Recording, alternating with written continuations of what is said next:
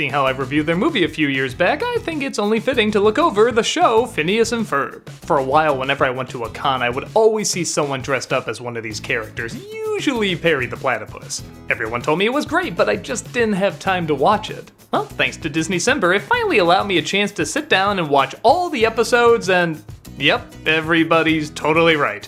This is a very funny, very clever, very formulaic, but surprisingly very engaging show. It's funny because I and a lot of other critics use the word formulaic usually in a negative sense, like we've seen this before, we don't want to see it again, but honestly formulas aren't always bad. Home Improvement always had the same formula, many of the Looney Tunes cartoons always had the same formula, and the reason they worked is because they kept the things we wanted to see over and over the same, and the things we want to see changed. Phineas and Ferb has a brilliant formula. It usually goes something like this. Phineas and Ferb are two little boys who are bored over the summer. Always looking for something to do, they use their genius minds to somehow sorta get in trouble. And what I mean by that is, they do something amazing like go into space or make the world's largest roller coaster or all sorts of crazy things like that, but they never get caught. Particularly by their older sister Candace. Candace has an absolute obsession for getting them busted, but every single time she tries to drag her mom to see what they're doing, it's always somehow resolved, usually 1 second before the mother can turn her head to see it. But that's only half the story. Their pet platypus named Perry is actually a secret agent, always foiling the plans of Dr. Doofenshmirtz, who always wants to take over and or destroy the tri-state area. And just as the parents never see what Phineas and Ferb are up to, Phineas and Ferb never see what Perry is up to. But even on top of that, there's a ton of elements that repeat. Phineas's friend Isabella always helps out with the help of the Fireside Girls, kind of this Girl Scout troop. She always tries confessing her love for him, but Phineas never notices. Candace's kinda sorta boyfriend named Jeremy always somehow works his way into the situation and distracts her. Doofenshmirtz's usually dysfunctional family usually works their way into his plans. There's always a song, sometimes two, and they're always really, really good. I'm usually humming them every time I see them. I mean, this is like Animaniacs levels great songs. Even half the dialogue is always repeated. I swear, you can make a whole YouTube channel of all the super cuts of people saying various things. You could edit all the time Phineas says, "Where's Perry?" You could edit all the times Isabella says, "What you doing?" You could edit all the time Doofenshmirtz says, "Curse you, Perry the Platypus," or "Tri-State Area," or any device with the word "inator" in it. Yet somehow, through all this repeating, every episode is hilarious. There's a couple reasons for this. One is, the characters are very likable. All the kids in this are incredibly optimistic, upbeat, and have this joyful, naive innocence to them. There's one episode where they try to travel around the world. The bully makes a bet that Phineas and Ferb can't do it, and when they get to the end, it looks like they're not gonna make it, but the bully actually helps them out because he wants to see them succeed. He could just call off the bet, but no, it's about the journey, it's about the traveling, and he gets that, everybody gets that. It's just that kind of lust for a great experience these characters kinda have. Even the antagonists with Candace and Doofenshmirtz. Candace just wants justification for being in control of the situation. If she can get the brothers caught, that means she succeeded, and of course she never succeeds. But she still loves her brothers, and the brothers love her, and they still look out for each other and help each other out when they're really in a bad spot. And Doofenshmirtz is both such a brilliant and yet pathetic villain that you can't help but feel sorry for him. Every time Perry tries to attack, he always has a trap ready, and it always works. It's just Perry always gets out of it. And his plans, kinda like Candace, often come back to just wanting control or appreciation, whether it's from society or his daughter or even sometimes Perry.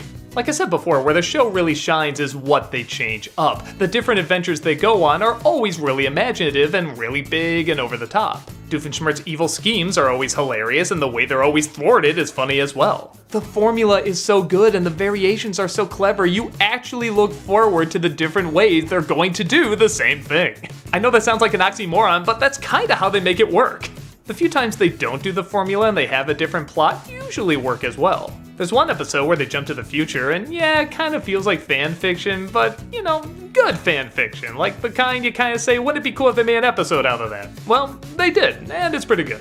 There's another one where they actually recreate the first episode, but they do it as a musical. And it's literally beat for beat the same thing. Well, that has to be boring, right? That can't be fun, but by God, they make it work because they're somehow showing that they're gonna do the exact same thing, and somehow people are kind of remembering it being done before, but are kind of on board with it too, and then they try to change the things that happened before so they don't happen again, and they do it all in song, and oh God, this is so clever. There's even a Star Wars episode. Yeah, come on, we've seen these parodies over and over, but this one, again, actually adds kind of a different spin to it. It's the exact same story as Star Wars, with Luke and Han and Leia all doing the same thing, but there's kind of this side story going on with the Phineas and Ferb characters, and they're kind of helping them out on their trip without people even knowing. So in a funny way, you could say it's all canon.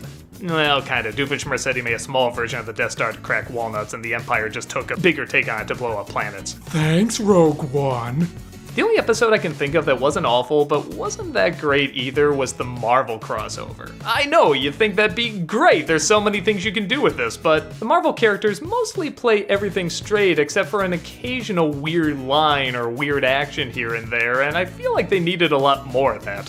I feel like they were probably trying to take it more seriously, which kinda took away from the comedy for me, and I don't know, the Star Wars one was a good homage while also mocking it, and this one just felt like, well, there's Phineas and Ferb fighting with the Marvel characters, have fun. And then there's this weird thing with Candace bonding with her brothers, and yet she's still gonna tell on them at the end, and I don't know, it didn't feel right. I know that kind of thing has happened in other shows, but they kind of worked with it better. This one, I don't know, it felt rushed somehow. But again, I'm being super nitpicky. The majority of these shows are incredibly funny, and the songs are incredibly hummable, and the characters are incredibly sweet, despite them living in a world that's very cynical and obviously plays on this predetermined fate that some of these characters are never gonna get what they want. So yeah, Phineas and Ferb sounds very goofy and formulaic, and it is, but that's part of what makes it so great. It goes all the way with it. And it works hard perfecting its dialogue, its ideas, its characters. I feel like this is the closest thing to a new Looney Tunes we've ever gotten, even when they've tried to create other new Looney Tunes. Yeah, they're just kind of doing the same thing. This is legit new formulas that can be played with, and a lot of great comedy can and has come from. People are still talking about it even to this day, and I don't blame them. It's just so well developed. Every single time I think to myself, this will be the episode where I'll be sick of the formula, I'll say enough. They always find a new twist or a new angle to make it feel fresh again. If you haven't had a chance to check it out yet, do it. Whether you're a little kid that wants to feel smart like an adult, or an adult that wants to have fun like a little kid, this is the perfect show to do both.